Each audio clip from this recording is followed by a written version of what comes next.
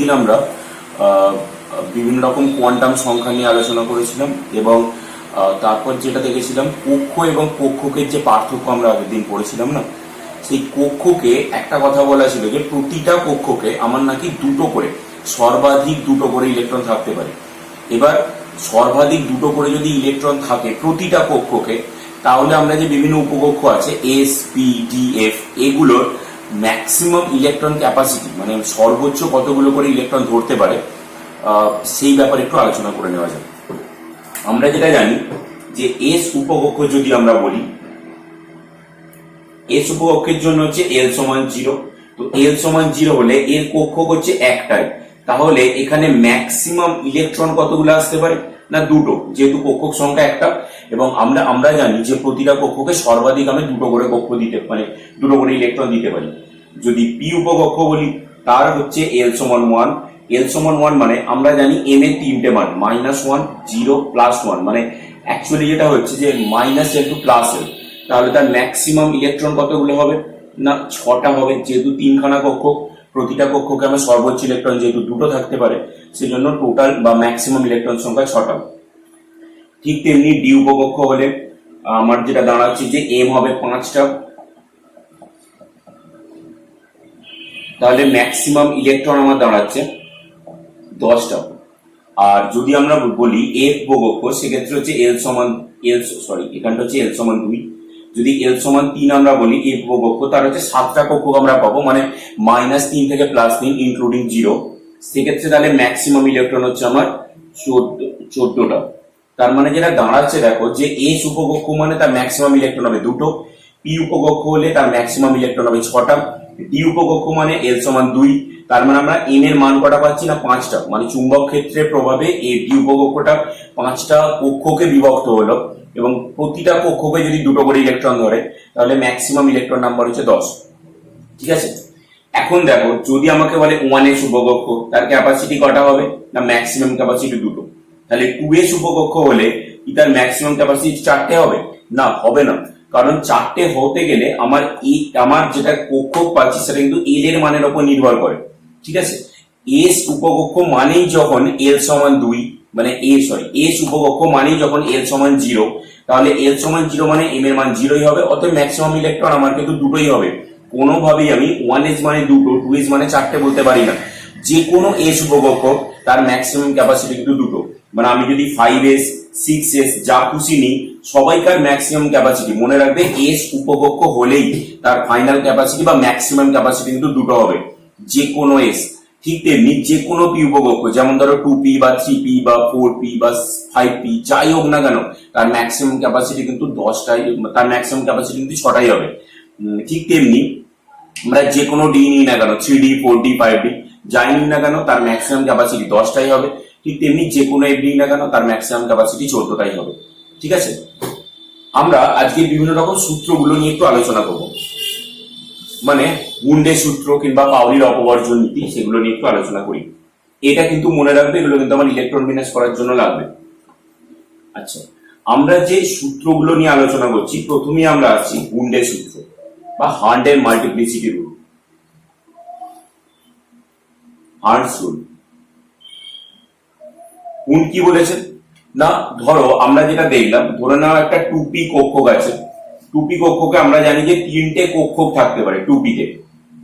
এই কক্ষকগুলোর নাম কি না, একটার মান হচ্ছে m সমান -1, একটা 0, একটা +1। এর মান যদি আমরা বলি px, এই কক্ষকটার নাম py, এর নাম হচ্ছে pz। যেটা আমরা জানি প্রত্যেকটা কক্ষকে নাকি আমার দুটো করে ইলেকট্রন ধরতে পারে ম্যাক্সিমাম। ঠিক আছে, হুন্ড বলেছে যে ধরো আমি বললাম আমার 2p কক্ষকে ধরো 4খানা ইলেকট্রন আমাকে সাজাতে হবে, 4টে, আমি জানি ম্যাক্সিমাম ক্যাপাসিটি 6টা কিন্তু আমাকে দিতে হবে 4খানা। ঠিক আছে, আমি 4টি ইলেকট্রন কিভাবে দেবো, এখানে দুটো দিয়ে দিই, আমার সমস্যা মিটিয়ে যায়, যেহেতু আমার ম্যাক্সিমাম ক্যাপাসিটি হচ্ছে আমার দুটো করে, তাহলে এখানে দুটো দিয়ে দিলে হয়ে যায়। কিন্তু না, হুন্ড বলছে আমি এরকম পারবো না, আমাকে কি করতে হবে না সমশক্তি সম্পন্ন কক্ষগুলো যতক্ষণ ফাঁকা থাকবে না ইলেকট্রন গুলো আমাকে একক ভাবে দিতে হবে, একটা করে ফিল আপ করতে হবে এবং প্রত্যেকের ঘূর্ণন একই দিকে দিতে হবে। মানে 4টি ইলেকট্রন দিতে গেলে 1 নম্বর ইলেকট্রনটা আমাকে এইভাবে দিতে হবে, 2 নম্বর ইলেকট্রনটা এইভাবে দিতে হবে, 3 নম্বর ইলেকট্রন এইভাবে দিতে হবে। দেখো আমি কি করছি, যতক্ষণ ফাঁকা আছে আমি এককভাবে ইলেকট্রনগুলো দিয়ে গেলাম, এবং প্রত্যেকের ঘূর্ণন কিন্তু একই দিকে আছে, মানে সবাইকার মুখ কিন্তু ওপর দিকে। 4 নম্বর ইলেকট্রন আমাকে কোথায় আনতে হবে না, 4 নম্বরটা এইটা, ঠিক আছে, সেটা উল্টো দিকে মুখ রাখতে হবে। কেন মুখ রাখতে হয়, নিচের দিকে স্পিন দিতে হয় কেন, সেটা আমরা পরবর্তী পাউলির অপবর্জন নীতিতে দেখব। আচ্ছা, যদি আমাকে বলে কেউ 3D তে আমি 5টা ইলেকট্রন সাজাবো, তাহলে কিভাবে সাজাবো না, আমরা জানি দ্বিউপকক্ষের 5টা কক্ষক থাকে, মানে তোমরা পড়েছিলে দেখবে আগের ক্লাসে dxy dy z dzx dx square minus y square এবং dz স্কয়ার, 5টি ইলেকট্রন। আমি কিভাবে দেব না, যতক্ষণ ফাঁকা আছে একটা করে দিয়ে যাই, 2টো 3টে 4 5 এরকম সিঙ্গেল সিঙ্গেল আমরা কিন্তু ইলেকট্রন গুলো দিয়ে গেলাম। তারপর যদি 6 নম্বর ইলেকট্রন আসে, ধরো এখানে 7 করতে বলে ইলেকট্রন 7টা আছে, সেক্ষেত্রে আমার 6 নম্বর ইলেকট্রন এখানে, 7 নম্বর এখানে, ঠিক আছে। একটা কথা মনে রাখবে, আমি 1 নম্বর এখানে দিয়েছি, 2 এখানে দিয়েছি, 3 এখানে, 4 এখানে, 5 এখানে, 6 এখানে, 7 এখানে। তো ইলেকট্রন যদি আমাকে খুলতে হয় পরবর্তীকালে, দেখবে আয়ন টাইন করার সময় আমাকে ইলেকট্রন খুলতে হবে, আমি কিন্তু এখান থেকে ইলেকট্রন খুলতে পারি না, কারণ এটা 5 নম্বর ইলেকট্রন, এটা 6, এটা 7, আমাকে আগে 7 নম্বর খুলতে হবে, তারপর 6, তারপর 5। আমি একটা এক্সাম্পল সবসময় বলি, সেটা এরকম, তুমি ধরো মোজা পরলে তারপর বুট, খোলার সময় কিন্তু আগে বুট তারপর মোজা, ঠিক সেরকমই কনসেপ্ট। আমি 1 আগে, 2 3 4 5 6 7, 7 নম্বরটা সব থেকে শেষে দিয়েছি, কোনটা নেই এটা। তো আমাকে যখন ইলেকট্রন খুলতে হবে না, আমি সবসময় আগে 7 নম্বরটা খুলবো, তারপর 6, তারপর 5, তারপর 4 3 2 1, এইভাবে কিন্তু ইলেকট্রন খুলতে হবে, ঠিক আছে। এটা হচ্ছে হুন্ডের সূত্র।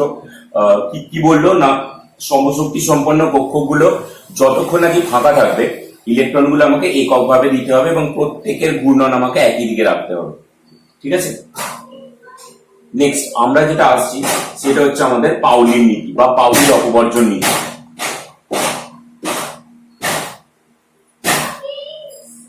পাউলির অপবর্জন সূত্র।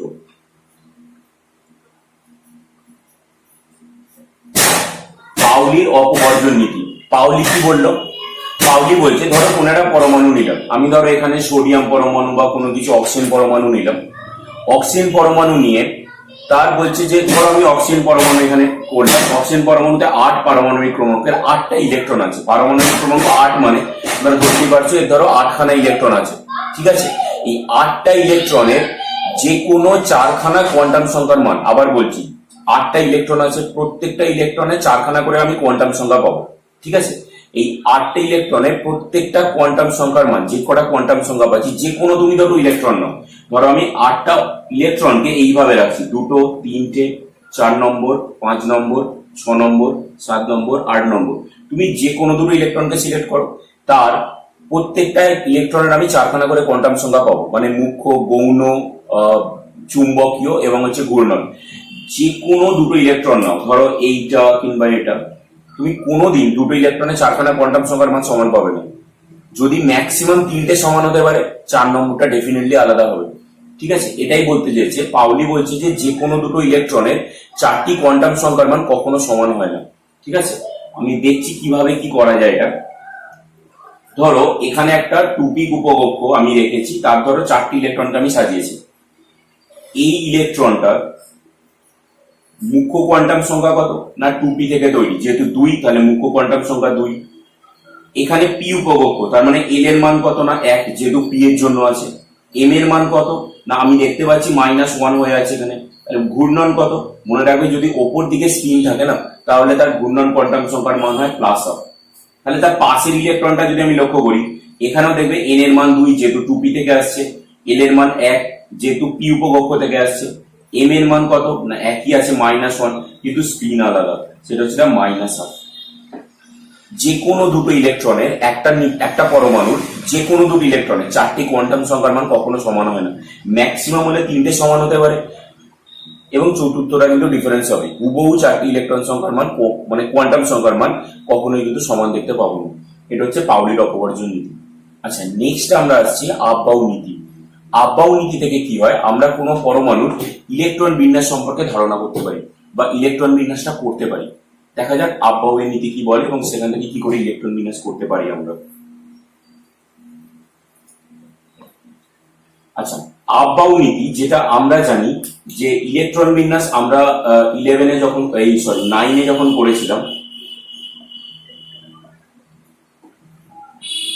আমরা যখন 9-এ যখন করেছিলাম না, হাফ বাউন্ড, মানে 9-এ যখন ইলেকট্রন বিন্যাস করেছিলাম, আমরা কিন্তু কক্ষ ধরে ইলেকট্রন বিন্যাস করেছিলাম, মানে KLMN এগুলো ধরে ইলেকট্রন বিন্যাসটা করেছিলাম। আমাদের এখানে উপকক্ষ ধরে ইলেকট্রন বিন্যাস করতে হবে। উপকক্ষ কতগুলো আছে না, আমরা দেখেছি 1s, 2s, 3s, 4s, 5s, 6s, 7s, s এতগুলো আছে। তারপর P উপকক্ষ আছে, 2p, 3p, 4p, এগুলো 3d থেকে শুরু হবে, 5d পর্যন্ত আছে বা 6d পর্যন্ত আছে এরকম। তারপর F আছে উপকক্ষ, এত উপকক্ষ আছে, প্রচুর উপকক্ষ আছে, আমাদের সেইগুলোকে নিয়ে ইলেকট্রন বিন্যাস করতে হবে। আচ্ছা, আব্বাউ যেটা 1 নম্বর সূত্র বলছে যে ইলেকট্রন গুলোকে কিভাবে সাজাতে হবে না, যে উপকক্ষের শক্তি কম, যে উপকক্ষের শক্তি কম আমাকে ইলেকট্রন গুলো আগে সেখানে দিতে হবে। যেমন আমরা 9-এ পড়েছিলাম যে যে কক্ষের শক্তি কম সেখানে ইলেকট্রন গুলো দাও। যেমন আমরা কে কক্ষের শক্তি কম ছিল, আগে কে কক্ষে দিয়েছি, তারপর এল, তারপর এম, তারপর এন, এইভাবে দিয়েছি। সেম কনসেপ্ট আমাদের এখানেও আছে, যে কক্ষের শক্তি কম, যে উপকক্ষের শক্তি কম আগে সেখানে ইলেকট্রন গুলো দিতে হবে। কিন্তু কোশ্চেন হচ্ছে কোন উপকক্ষের শক্তি কম সেটা আমরা বুঝবো কি করে? সেই জন্য আমাদের সেকেন্ড সূত্র আছে, সেটা কি না, যে উপকক্ষের n প্লাস l এর মান যত বেশি হবে সেই উপকক্ষের শক্তিও তত বেশি হবে। মানে আমরা যদি ধরি 1s আর 2s এর মধ্যে কি হচ্ছে, এর n এর মান কত না 1, l এর মান কত না 0, তো n প্লাস l কত হচ্ছে, টোটাল 1। এর দেখো n এর মান হচ্ছে 2 আর l এর মান হচ্ছে 0, তাহলে টোটাল n প্লাস l এর মান 2। তাহলে 1s এর শক্তি কত, n প্লাস l এর মান 1, 2s এর কত, n প্লাস l এর মান হচ্ছে 2। তার মানে কোন উপকক্ষের শক্তি বেশি না, 2s উপকক্ষের শক্তি বেশি, যেহেতু এর n প্লাস l এর মান বেশি। এবং সেক্ষেত্রে ইলেকট্রন গুলো আগে কোথায় ঢুকবে না, যে উপকক্ষের শক্তি কম সেখানে আগে প্রবেশ করবে, তারপর ক্রমান্বয়ে কিন্তু উচ্চ শক্তি স্তরে উপকক্ষে প্রবেশ করতে থাকবে। কার শক্তি কম না 1s এ, সেই কারণে আগে ইলেকট্রন গুলো 1s এ প্রবেশ করবে, তারপর কিন্তু 2s। 1s ফাঁকা রেখে আমি 2s এ ফিল আপ করতে পারিনি। আচ্ছা, কিন্তু সমস্যা এখানেই শেষ না, সমস্যা আরো আছে। সমস্যাটা কি হলো না, কিছু উপকক্ষ আছে যেমন ধরো 2p বা 3s, এদের কি হলো না, এদের দেখো n সমান হচ্ছে 2 এবং l সমান হচ্ছে 1, যেহেতু p উপকক্ষ তাহলে টোটাল হলো 3। এবং এদের আবার n সমান 3 এবং l সমান হচ্ছে 0, তার মানে 3। দুটো উপকক্ষ দেখা যাচ্ছে যাদের দেখো n প্লাস l এর মান সমান। এবার কি করে বলবো যে কার শক্তি বেশি না কার কম? এদের ক্ষেত্রে নিয়ম হচ্ছে যে যদি দুটো উপকক্ষ যাদের কোনোভাবে যদি n প্লাস l এর মান সমান হয়, তাহলে যার n এর মান বড়, n এর মান, তার শক্তি বেশি। আমি আরেকবার বলছি, দুটি উপকক্ষ যাদের n প্লাস l এর মান সমান, তাদের ক্ষেত্রে যার n এর মান বেশি তার শক্তি বেশি। অর্থাৎ এখানে কার শক্তি বেশি দেখতে পাচ্ছি, এর n এর মান 3, তাহলে 3s এর শক্তি বেশি। তাহলে ইলেকট্রন গুলো কোথায় আগে ঢুকবে, যেখানে শক্তি কম, মানে 2p তে আগে ঢুকবে। এখানে আগে ইলেকট্রন ঢুকবে, তারপর কিন্তু 3s এ প্রবেশ করবে। ঠিক আছে, এই হচ্ছে নিয়ম। আচ্ছা, আমরা এই উপকক্ষ গুলোকে শক্তি যেরকম ভাবে বের করলাম সেই অনুযায়ী কিন্তু একটু সাজিয়ে নিতে পারি, যাতে করে আমাদের ইলেকট্রন বিন্যাস করাটা একটু সুবিধাজনক হয়। কিরকম না, আমরা এইরকম সাজাচ্ছি, দেখো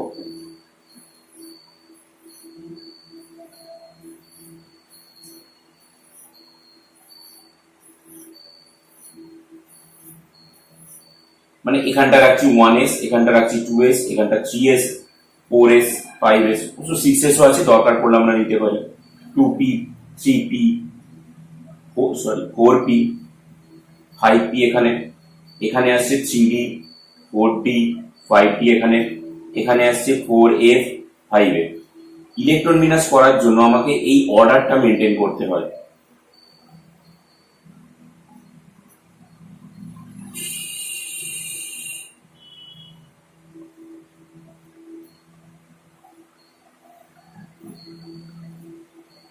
এগুলো তীর চিহ্ন, কথাটার মানে হচ্ছে আমি আগে 1s পড়বো, তারপর আমি ব্যাকে যাব, তারপর 2s পড়ার পর আবার ব্যাকে যাব, 3s পড়ার পরে আবার ব্যাকে যাব। মানে আমাকে পড়তে হচ্ছে দেখো অ্যাকচুয়ালি এইরকম অর্ডারে। মানে যেটা হচ্ছে কি, আগে 1s, তারপর আবার পিছনে চলে যাও 2s, তারপর আবার চলে যাও 2p, তারপর 3s, তারপর আবার হচ্ছে 3p, তারপর 4s, তারপর আবার 3d। এইভাবে কিন্তু আমাকে অর্ডার গুলো সাজাতে হয়। একটা কথা আমি বলছি, মনে রাখবে, যে কোনো এস অরবিটাল হোক, যে কোনো এস, সেটা 1s হোক বা 2s হোক বা 3s হোক, সবাইকার ক্যাপাসিটি, ম্যাক্সিমাম ক্যাপাসিটি হচ্ছে দুটো। তার মানে আমি একটা দিতে পারি, দুটো দিতে পারি, 3 নম্বর নয়, 3টে ইলেকট্রন দেওয়া যায় না, ম্যাক্সিমাম ক্যাপাসিটি দুটো। ঠিক তেমনি যে কোনো পি এর ম্যাক্সিমাম ক্যাপাসিটি হবে 6টা, সেটা 2p হোক বা 3p হোক বা 4p হোক, যাই হোক তার ক্যাপাসিটি 6টা। যে কোনো ডি অরবিটাল তাদের ক্যাপাসিটি হচ্ছে আমার 10টা, ম্যাক্সিমাম ক্যাপাসিটি 10টা, এফ হলে হচ্ছে আমার 14টা হবে, তার বাইরে কিন্তু আমরা কিছু করতে পারি না। এবার দেখো আমরা যদি ইলেকট্রন বিন্যাস করি, ধরো আমাকে কেউ বললো নাইট্রোজেনে ইলেকট্রন বিন্যাস করতে, আমি কিভাবে করছি দেখো। প্রথমে কি আসছে 1s, তার ফুল ক্যাপাসিটি কটা? দুটো। তো আমরা এরকম ভাবে লিখবো 1s2, স্কোয়ার উচ্চারণ হবে না, 1s2। তারপর কি আছে 1s এর পরে না 2s, তো আমরা দিচ্ছি দেখো 2s2। তাহলে মোট কতগুলো ইলেকট্রন হলো বলো তো? 4টে। 1s কক্ষে দুটো, 2s কক্ষে দুটো, মোট 4টে। 2s এর পর কি আছে 2p। আচ্ছা 2p তে ফুল ক্যাপাসিটি কটা না? 6টা। কিন্তু আমার মনে হয় 6টা দেওয়ার দরকার পড়বে না, কারণ অলরেডি 4টে হয়ে গেছে, 3খানা ইলেকট্রন বাকি। তো আমি দিলাম 2p3। আমার উচ্চারণগুলোই এরকম হবে 1s2, 2s2, 2p3। দেখো ইলেকট্রন বিন্যাস লেখার সময় একটা কথা মাথায় রাখবে, কোন রকম এখানে কিন্তু কোনো কমা পড়বে না, কোনো ফুল স্টপ পড়বে না, কিছু না, ঠিক আছে? স্ট্রেট কার্ড লিখবো, কোনো এক্সট্রা স্পেস পড়বে না। তুমি 1s এখানে লিখলে 2s এখানে লিখলে হবে না, কোনো এক্সট্রা স্পেস পড়বে না। যেরকম তোমরা নর্মাল শব্দগুলো লেখো না, কোনো একটা লেখার সময় তোমাদের একটা শব্দ, তারপর আরেকটা স্পেস দিয়ে আরেকটা শব্দ, তো দুটো শব্দের মাঝখানে যেরকম স্পেস থাকে না, সেরকমই একটা করে স্পেস দিতে হবে। কোনো রকম কমা নয়, কোনো অন্য কোনো চিহ্ন নয়, ফুল স্টপ না, কমা না, কিছুই না। আচ্ছা নেক্সট আমরা যদি বলি যে আমরা সোডিয়াম পরমাণুর ইলেকট্রন বিন্যাস করবো 11, সেক্ষেত্রে কত আসবে না 1s2, 2s2, 2p6। দেখো 10টা হয়ে গেল। তারপর কি আছে 2p পরে না 3s, তো আমাকে এখানে দিতে হবে 3s। কতগুলো লাগবে না? একটা, যেহেতু আমার 11 নম্বর ইলেকট্রন। এস আমি একটা দিতেই পারি, ম্যাক্সিমাম ক্যাপাসিটি যেহেতু আমার দুটো। আচ্ছা এইভাবে ইলেকট্রন বিন্যাস গুলো আমাকে করতে হয়। আচ্ছা নেক্সট যেটা হয় যে আমাদের ধরো আমাদের 20 পরে যখন আমরা ইলেকট্রন বিন্যাস করবো, 20 পর্যন্ত আমরা মাধ্যমিকে দেখেছিলাম হয়ে যাবে। 20 পর যখন আমরা যাব 21, সেটা কিন্তু আমরা কোনোভাবেই 9-এ কিন্তু পড়িনি। 21 ইলেকট্রন বিন্যাস আমি কিভাবে করছি দেখো, আমি এই সূত্র অনুযায়ী করবো। ধরো স্ক্যান্ডিয়াম 21, ইলেকট্রন বিন্যাস কিভাবে আসবে না, আমরা লিখছি দেখো 1s2, 2s2, 2p6, 3s2। দেখো কতগুলো হলো? 4টে, 12টা হলো, ঠিক আছে? 3s এর পরে কি আছে দেখো 3p, তো আমরা এখানে লিখছি 3p6, 18টা হলো। 3p পরে কি আছে না 4s, তো আমরা দিয়ে দিলাম 18টা, আর 2 হচ্ছে 20টা। তারপর কি আছে 4s এর পরে না 3d, তো আমরা লিখছি 21তম ইলেকট্রন এটা, ঠিক আছে? কিন্তু এখানে একটা সমস্যা আছে। সমস্যাটা কি? আমরা দেখতে পাচ্ছি যারা 1 নম্বর মুখ্য কোয়ান্টাম সংখ্যা তৈরি মানে n সমান 1, তারা একটাই অরবিটাল একটা জায়গাতেই আছে উপভোগ। যারা n সমান 2 থেকে তৈরি তারাও একটা জায়গাতে আছে। কিন্তু সমস্যা হচ্ছে যারা n সমান 3 থেকে তৈরি, দেখো তারা কিন্তু এক জায়গায় নেই, এখানে আছে, এখানে আছে, ঠিক আছে? নর্মাল নিয়ম হচ্ছে 3d কে ইলেকট্রন প্রবেশ করলে, 3d তে যখন ইলেকট্রন প্রবেশ করবে তাকে কিন্তু 3d পাশে নিয়ে চলে এসো। মানে অ্যাকচুয়ালি ইলেকট্রন বিন্যাসটা দাঁড়াবে এরকম দেখো 1s2, 2s2, 2p6, 3s2, 3p6, তারপর আসবে 3d1, তারপর আসবে 4s2। 3d কে আমরা 3d পাশে নিয়ে চলে যাব, ঠিক আছে? দেখো নর্মালি যেটা আমি করি যে 4s এ আগে ইলেকট্রন দিতে হবে, 3d কে ফাঁকা রেখে 4s ইলেকট্রন দিতে হবে, তারপর আমি 3d টা ফিল আপ করবো। মনে রাখবে 3d কিন্তু সব শেষে ফিল আপ করবে। নর্মালি আমি যেভাবে ইলেকট্রন বিন্যাস করি তাতে এরকম হতে পারে, ধরো আমি আয়রন করছি 26, ঠিক আছে? ইলেকট্রন বিন্যাস কিভাবে আসবে না 1s2, 2s2, 2p6, 3s2, 3p6। দেখো এই পর্যন্ত করলে 18টা হয়ে যায়। যেহেতু আমাকে 3d আগে নিতে হবে কিন্তু ইলেকট্রন দিতে হবে শেষে, তো আমি কি করলাম 3d টাকে ফাঁকা রাখলাম, রেখে 4s আগে দুটো ইলেকট্রন ভর্তি করলাম। দেখো টোটাল 20খানা ইলেকট্রন হয়েছে, আর বাদ বাকি কটা থাকে 6টা, তো তারপরে আমি 6টা এখানে দিলাম, ঠিক আছে? এবার দেখো আমাকে যদি আয়নে পরিণত করতে হয়, আয়নে পরিণত করতে গেলে আমি কি করবো না ইলেকট্রন একটা করে খুলবো। ইলেকট্রন খুলতে গেলে সবসময় মনে রাখবে একদম বাইরের কক্ষ থেকে ইলেকট্রন খুলতে হয়, একদম বাইরের কক্ষ থেকে। মানে যদি আমাকে বলে Fe+3 করতে, তাহলে কি করবো 3টে ইলেকট্রন আমাকে অপসারিত করতে হবে। কোথা থেকে করবো না 4s থেকে আগে দুটো করি, 3d থেকে একটা করবো, তাহলে আমার 3টে হয়ে যায়।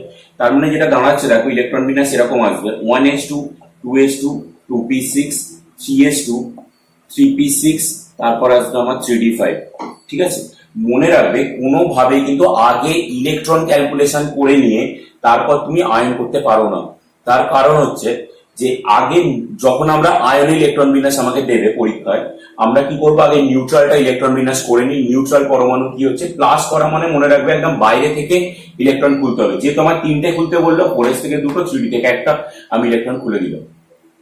ঠিক আছে, নেক্সট একটু ঝামেলার ব্যাপার হচ্ছে ক্রোমিয়াম 24 এর ইলেকট্রন বিন্যাস। সেটা কেমন আসবে না, ইলেকট্রন বিন্যাস নর্মালি আমি যেমন করি 1s2 2s2 2p6 3s2 3p6, তারপর আসবে 3d টা আমি ফাঁকা রাখছি, 4s আমি 2টো ইলেকট্রন দিলাম, তারপর রেখে দিলাম 3d4। দেখো 24 4s পর্যন্ত দিলে 20টা হয়, তারপর দিতে 4টে ইলেকট্রন দেওয়ার কথা আমি দিলাম। কিন্তু এখানে একটা সমস্যা আছে। আমরা যেটা জানি যে যারা যে সমস্ত উপকক্ষগুলো ফুলফিল্ড আছে তারা কিন্তু খুব স্টেবল। তোমরা নিষ্ক্রিয় গ্যাসের এক্সাম্পল থেকেই পেয়ে যাবে। দেখবে নিষ্ক্রিয় গ্যাস যদি নিয়ন করি 2p6 দিয়ে শেষ হয়, আর্গন হলে 3p6 দিয়ে শেষ হয়। যাদের ফুলফিল্ড আছে তারা স্টেবল, এবং যাদের হাফ ফিল্ড অরবিটাল আছে না তারা স্টেবল।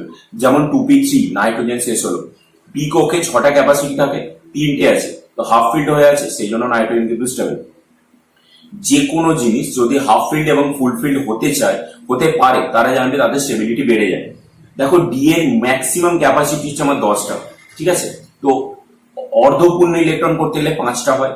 এখানে দেখো ডি এর কতগুলো ইলেকট্রন আছে না, 4খানা, ঠিক আছে, তো 4টি ইলেকট্রন আছে। আমি যদি কোনোভাবে ওখানে 1টি ইলেকট্রন দিতে পারি তাহলে কিন্তু স্টেবল হয়ে যাবে, মানে হাফ ফিল্ডের জন্য স্টেবল হবে। সেক্ষেত্রে আমায় কি করতে হবে, এখান থেকে একটা ইলেকট্রন খুলে যাবে এবং এখানে একটা ইলেকট্রন যোগ হবে, তার মানে হয়ে গেল 3d5 4s2, 3dও হাফ ফিল্ড হয়ে গেল স্টেবল, এবং 4sও খুব একটা আনস্টেবল হলো না, কারণ ফুল ফিল্ড থেকে হয়তো হাফ ফিল্ড হলো। এই সমস্যার জন্য এটা কিন্তু পরীক্ষাতে প্রায় কোশ্চেন পড়ে, এই ক্রোমিয়ামের ইলেকট্রন বিন্যাসটা একটু ডিফারেন্স। ঠিক সেরকম ভাবে তুমি কপার দেখতে পাবে 29। কপারের ক্ষেত্রে কি হয় দেখো, নর্মালি হওয়ার কথা 1s2 2s2 2p6 3s2 3p6 3d9 হওয়ার কথা। মনে করো তোমরা, ধরো আমি 9টা আগে দেবো না, নর্মালি যেটা নিয়ম দেখো 4s আগে 2টো দিলাম, 20 হলো, তারপর হয়ে গেল 3d9, ঠিক আছে, তো হলো এটা। কিন্তু সমস্যা হচ্ছে কি বলতো, যে 3d তে একটা ইলেকট্রন যদি কোনোভাবে পেয়ে যায় সে কিন্তু ফুলফিল্ড হবে, যেটা কিন্তু খুব স্টেবল।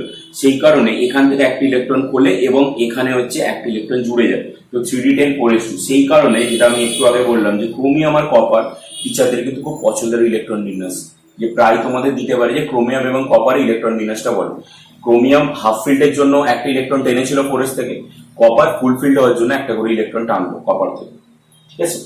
নেক্সট আমরা আসছি, আমরা অযুগ্ম ইলেকট্রন কিভাবে ক্যালকুলেশন করব তার উপরে। প্রত্যেকটা পরমাণুতে মনে করে রাখবে দু ধরনের ম্যাগনেটিক প্রপার্টি পাওয়া যায়, একটা হচ্ছে প্যারাম্যাগনেটিক, একটা হচ্ছে ডায়াম্যাগনেটিক। প্যারাম্যাগনেটিক কাদের বলবো না, যে সমস্ত পদার্থ চুম্বক দ্বারা ক্ষীণভাবে আকৃষ্ট হবে না, যাদের নাকি অযুগ্ম ইলেকট্রন থাকে তারাই প্যারাম্যাগনেটিক হয়।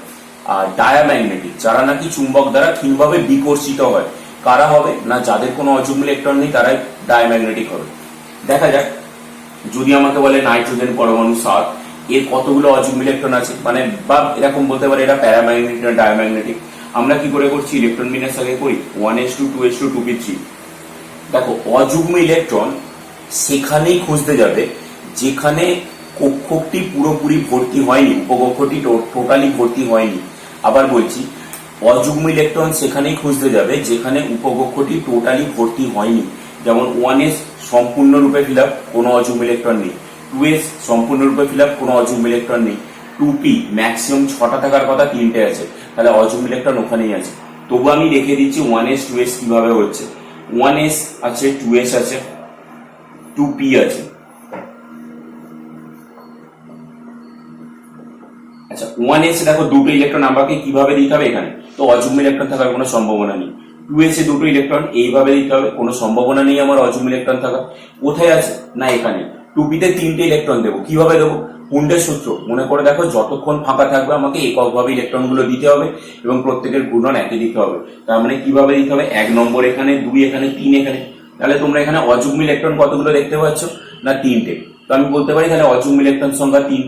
তো অযুগ্ম ইলেকট্রন যদি আমরা বের করতে পারি, বা এরকম লিখি যে নাম্বার অফ আনপেয়ার্ড ইলেকট্রন, মানে অযুগ্ম ইলেকট্রন সংখ্যা সমান হচ্ছে 3। যদি 3 হয় আমরা এখান থেকে ম্যাগনেটিক মোমেন্ট বা চুম্বক ভ্রামক কিন্তু বের করতে পারি। চুম্বক ভ্রামক বের করা যায়। চুম্বক ভ্রামকের মানটা কিভাবে আসবে না, √n × n + 2। আর চুম্বক ভ্রামকের এককটা হচ্ছে বিএম বা বোর ম্যাগনেটন, ঠিক আছে। যেখানে এনটা কি, এনটা হচ্ছে অযুগ্ম ইলেকট্রন সংখ্যা। যেমন আমি এখানে 3 দেখতে পাচ্ছি, তাহলে হচ্ছে সূত্রর মানটা কত হবে না 3 × 3 + 2 এত বিএম, তার মানে দেখা যাচ্ছে 3 × 5 মানে হচ্ছে √15 বিএম, এর কাছাকাছি দাঁড়াচ্ছে। এই হচ্ছে আমাদের ইলেকট্রন বিন্যাস, এবং সেখান থেকে আমরা 3টে সূত্র পড়লাম, হুন্ডের সূত্র, আবাউ নীতি এবং হচ্ছে পাউলির অপবর্জন নীতি। ইলেকট্রন বিন্যাস হলো, এবং সেখান থেকে অযুগ্ম ইলেকট্রন সংখ্যা ক্যালকুলেশন হলো, প্যারাম্যাগনেটিক ডায়াম্যাগনেটিক হলো। নেক্সট আমরা আসছি ডি ব্রগলি সমীকরণ বা ডি ব্রগলি ইকুয়েশন। আচ্ছা, ডি ব্রগলি সমীকরণ কিভাবে পাচ্ছি আমরা না, ডি ব্রগলি সমীকরণ, ডি ব্রগলি সমীকরণটা কি না, আমরা যেটা জানি, আমরা আইনস্টাইনের একটা থিওরি আছে, সেখান থেকে পাচ্ছি mc²। আবার প্লাঙ্কের যেটা থিওরি, সেখান থেকে পেলাম E = h new. De Broglie কি করলো না, দুটো সূত্রকে কম্বাইন করলো, কম্বাইন করে কি পেলো না mc² = h নিউ। এবং আমরা এখান থেকে লিখতে পারি mc² = h নিউ না লিখে আমি লিখতে পারি c/λ, যেটা আমরা জানি আলোর কম্পাঙ্ক সমান জানি আলোর গতিবেগ বাই তরঙ্গ দৈর্ঘ্য।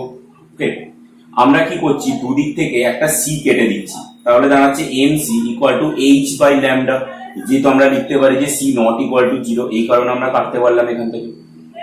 বা আমরা ল্যামডা তাহলে কি লিখছি না h/mc, ঠিক আছে। এটা হচ্ছে আমার ডি ব্রগলি সূত্র, যেখানে এইচটা কিনা প্লাঙ্ক ধ্রুবক, নিউটা কিনা ল্যামডা মানে তরঙ্গ দৈর্ঘ্য, এমটা কিনা একটা ফোটন কণা। ও ধরে নিয়েছিল যে একটা ছোট ছোট ফোটন কণার সমষ্টি হচ্ছে আলো, ফোটন কণার ভর, এবং সিটা হচ্ছে আলোর গতিবেগ। কিন্তু ডি ব্রগলি পরবর্তীকালে একটা কথা বলে যে শুধুমাত্র ফোটন কণা নয়, ইলেকট্রনও কিন্তু এই সূত্র মেনে চলবে। ইলেকট্রন, সেক্ষেত্রে ইলেকট্রনের ভর নিশ্চয়ই তোমরা জানো 9.1 × 10⁻³ কেজি। ইলেকট্রনের গতিবেগ নিশ্চয়ই c হয় না, আলোর গতিবেগে কোনো কণাই যেতে পারে না। তাহলে ইলেকট্রনের ভর আমি যদি নর্মালি ভি ধরে নিই, তাহলে সূত্রটা যেটা দাঁড়াচ্ছে আমার, যে ল্যামডা সমান হচ্ছে h/mv, ঠিক আছে। বা mv মানে আমরা বলতে পারি বা এখানটা লেখা যায় যে h/p, পিটা হচ্ছে কোন ইলেকট্রনের ভরবেগ, যেখানে mটা হচ্ছে ইলেকট্রনের ভর এবং ভিটা হচ্ছে গতিবেগ, ঠিক আছে। এইটা হচ্ছে নেচার। এবং ডি ব্রগলির কথা অনুযায়ী ভেবে দেখো, তোমরা একটা অদ্ভুত জিনিস বুঝতে পারো, সেটা হচ্ছে যার ভর আছে না, ইলেকট্রনের ভর আছে ধরে নিল, নাহলে এম রাখতো না। আবার ইলেকট্রনের তরঙ্গধর্মী আছে, তোমরা ভাবতে পারছো কোনো কণার ভরও আছে আবার তরঙ্গধর্ম আছে। মানে আমি ধরো যদি বলি যে আমার ওজন আছে, তার মানে আমি কি তরঙ্গ হতে পারি? আবার ধরো তুমি যদি বলি শব্দ তরঙ্গ, শব্দের কোনো ওজন আছে?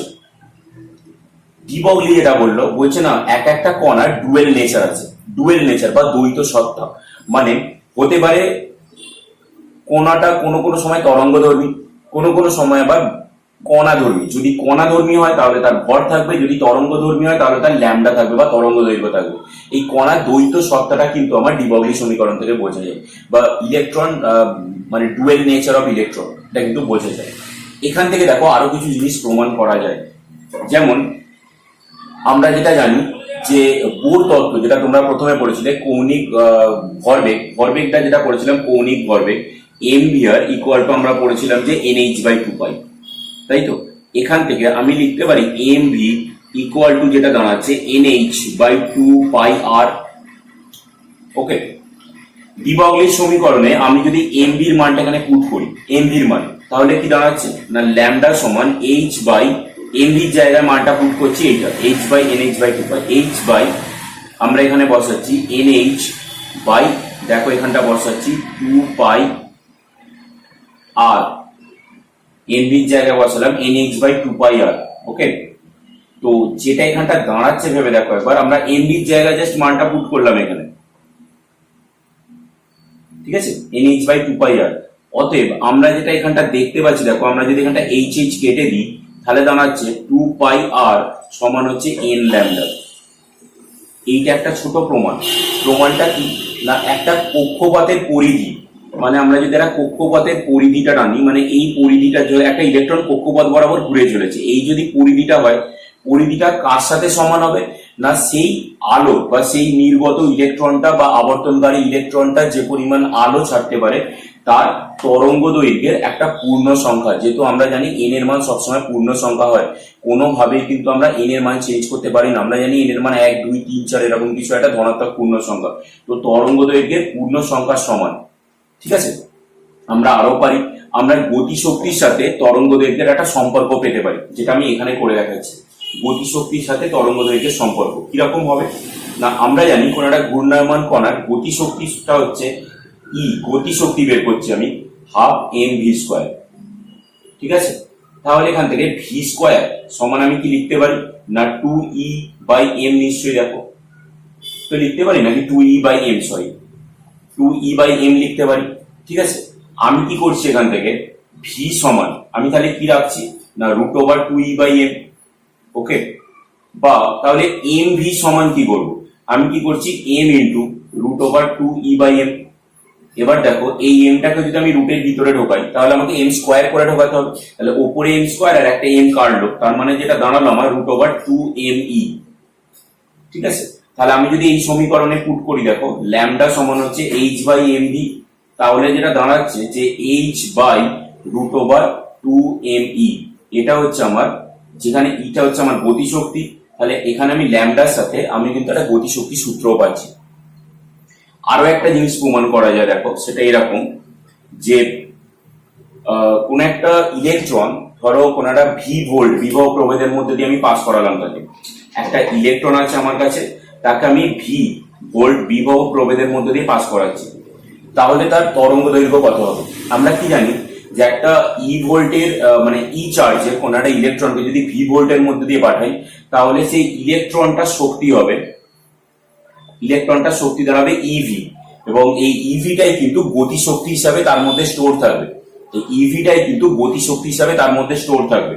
তাহলে আমরা এরকম লিখতে পারি ইলেকট্রনের গতিশক্তি যদি বলি হাফ এম ভি স্কোয়ার সমান দাঁড়াতে পারে ইভি, মানে যেখানে ভিটা হচ্ছে ভোল্ট, কত ভোল্ট আমরা বিভব প্রভেদে অ্যাপ্লাই করলাম, আর এটা হচ্ছে ইলেকট্রনের চার্জ। আমি সেখান থেকে ধরো ভি স্কোয়ার ক্যালকুলেশন করছি, কিরকম হবে না 2ev by M. Same case আমরা করব, দেখো ভি সমান হচ্ছে root over 2ev by M, এবং সেম একই কেস আমরা যদি এম ভি ক্যালকুলেশন করে নিই তাহলে আমরা যেটা পাবো রুট ওভার 2mev। ঠিক আছে, যেমন এখানে করলাম দেখো, তাহলে এইচ বাই এম ভি যেমন ছিল এইচ বাই এম ভি, সেই জায়গায় আমি বসিয়ে দিই H by root over 2mev, যেখানে ই হচ্ছে ইলেকট্রনের চার্জ এবং ভি হচ্ছে বিভব প্রভেদ। যদি আমাকে কেউ বলে দেয় যে একটা ইলেকট্রন এত ভোল্ট বিভব প্রভেদের মধ্যে দিয়ে পাস করানো হলো, তাহলে নির্গত আলো তরঙ্গ দৈর্ঘ্য বা ইলেকট্রনটা তরঙ্গ দৈর্ঘ্য কত আমরা কিন্তু অনায়াসই বের করে দিতে পারি এই সূত্র থেকে। ঠিক আছে, এই একটা গেল। আর লাস্ট আমাদের একটা যেটা পড়ে আছে সেটা হচ্ছে আমাদের হাইসেনবার্গের অনিশ্চয়তা নীতি বা Heisenberg uncertainty principle. Heisenberg uncertainty principal,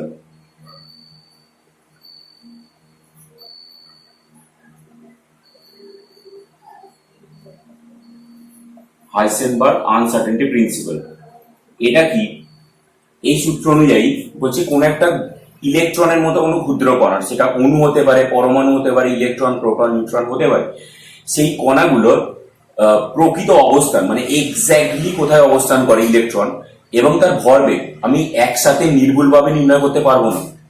মানে যদি ডেল এক্স হচ্ছে কোন একটা ইলেকট্রনের অবস্থান নির্ণয় অনিশ্চয়তা, ঠিক আছে, আর ডেল পি এক্স ধরো ভরবেগ নির্ণয় অনিশ্চয়তা, বলছে nearly equal to h by 4 pi, বা তোমরা বলতে পারো greater than equal to h by 4 pi. মানে কোনোভাবে আমি greater than equal to h by 4 pi আমি কোনোভাবে সঠিকভাবে নির্ণয় করতে পারবো না। যেমন তুমি এখান থেকে বুঝতে পারবে, ধরো আমি অবস্থান নির্ণয় অনিশ্চয়তা বলতে জিনিসটা কি বোঝায়। ধরো আমি যদি তোমাদের বলি যে ধরো হাইসেনবার্গ অনিশ্চয়তা নীতিটা তোমাদের বইতে ধরো 100 পাতায় আছে, আমি কনফার্ম, আমি 100% নিশ্চিত যে 100 পাতায় আছে। ঠিক আছে, যদি এটা বলি তাহলে আমার মধ্যে কোনো অনিশ্চয়তা নেই, আমি জানি কনফার্ম 100 পাতায় আছে। কিন্তু আমি যদি তোমাকে বলি ঠিকঠাক 100 নয়, ওই 100 প্লাস মাইনাস 5 করে দেবে, কত পাতায় আছে না 100 প্লাস মাইনাস 5, এই প্লাস মাইনাস 5টা হচ্ছে আমি অনিশ্চিত। ঠিক আছে, এই প্লাস মাইনাস 5টা হচ্ছে আমার অনিশ্চয়তা, যে আমি এক্স্যাক্ট নয়, মানে আমি শিওর নই যে 100 পাতাতেই আছে, ওই জন্য বলে দিলাম, জাস্ট একটা রেঞ্জ বললাম যে এত থেকে এতর মধ্যে আছে। এই প্লাস মাইনাস 5টা হচ্ছে আমার অনিশ্চয়তা। ঠিক আছে, ধরো তুমি এই যে সূত্র হাইসেনবার্গের অনিশ্চয়তা থেকে, ধরো আমি বললাম আমি 100% নিশ্চিত কোন একটা ইলেকট্রনের অবস্থান বের করে ফেলেছি, তার মানে আমার অনিশ্চয়তার মান কত হবে? 0। আমি 100% নিশ্চিত, তার মানে ধরো অনিশ্চয়তার মান হলো 0। তাহলে এই সমীকরণ থেকে তুমি দেখো del P X greater than equal to আমি লিখতেই তো পারি নাকি h/4 pi into del X, যেখানে ডেল এক্স এর মান যদি 0 হয় তার মানে কি দাঁড়াচ্ছে না অসীম। ডেল এক্স এর মান যদি 0 হয় দাঁড়াচ্ছে অসীম। তার মানে আমি যদি কোনো ইলেকট্রনের মতো কোনো ক্ষুদ্র কণার অবস্থান এক্সাক্ট বের করে দিতে পারি, কোনো অনিশ্চয়তা 0, তাহলে কি দাঁড়াচ্ছে আমার ভরবেগ নির্ণয় করতে গিয়ে আমার অসীম পরিমাণ ভুল করে